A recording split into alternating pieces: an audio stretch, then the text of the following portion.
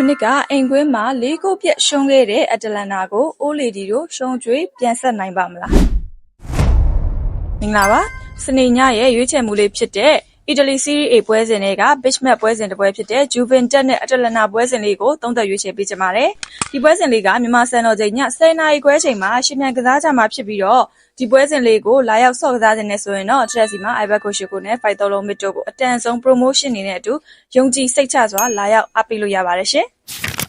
ဗီရိုနာကိုအဝေးကွင်းမှာတည်ရကြခဲ့လို့ဂျူဗင်တက်ကနာပိုလီထက်2 မှတ်နည်းသွားပါတယ်။ဂျူဗင်တက်ကဒီရာသီမှာစီးရီး A မျှော်မှန်းနိုင်တဲ့အစုအဖွဲ့ရှိပြီးအထူးသဖြင့်တိုက်စစ်ပိုင်းကောင်းလာပါတယ်။နီးပြတူတော့ရဲ့3241ကစားကွက်က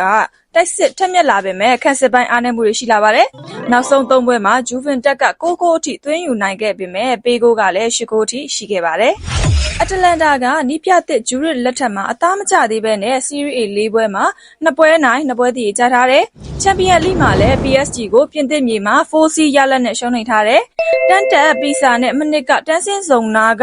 ပါမာကို2 ပွဲဆက်တည်ကြခဲ့ပေမဲ့လက်ချီနဲ့တိုရီနိုကိုဂိုးပြတ်အနိုင်ယူခဲ့တယ်။မနစ်ကအတလန်တာအတွက်28 ဂိုးထိသွင်းယူပေးခဲ့တဲ့တိုက်စစ်မှုယေတီကွီကို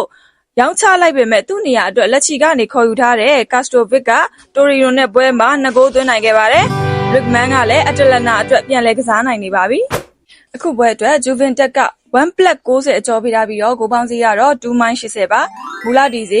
1+80ကနေပြီးတော့ပြား20စီကျလာပေမဲ့ဂျူဗင်တက်ရဲ့အတလန်တာအပေါ်အကျော်ပေးမှုကပြင်းရှာတယ်လို့ပြောလို့ရပါမယ်။မနစ်ကဂျူဗင်တက်ကအိမ်ကွင်းမှာပြား20သာအကျော်ပေးထားပြီးတော့ 4C ရလက်နဲ့အတလန်တာကိုဂိုးပြတ်နိုင်ခဲ့တာပါ။ဒါပေမဲ့အဲ့ဒီအချိန်တုန်းကဂျူဗင်တက်ကချန်ပီယံလိဝင်ခွင့်အတွက်သာကစားခဲ့တဲ့အခြေအနေဖြစ်ပြီးတော့အတလန်တာကလည်းယေတီကွီလွတ်မန်တို့နဲ့ပုံစံကောင်းရနေတဲ့အခြေအနေပါ။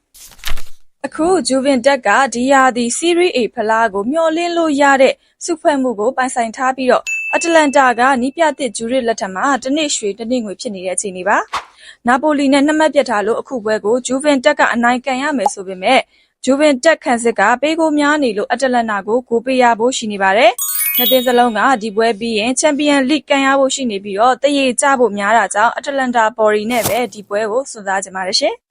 အားလုံးပဲရွေးချယ်မှုတွေမှတ်ကန်ပြီးတော့လောင်းသမျှပေါင်းနိုင်ကြပါလိမ့်ရှင်။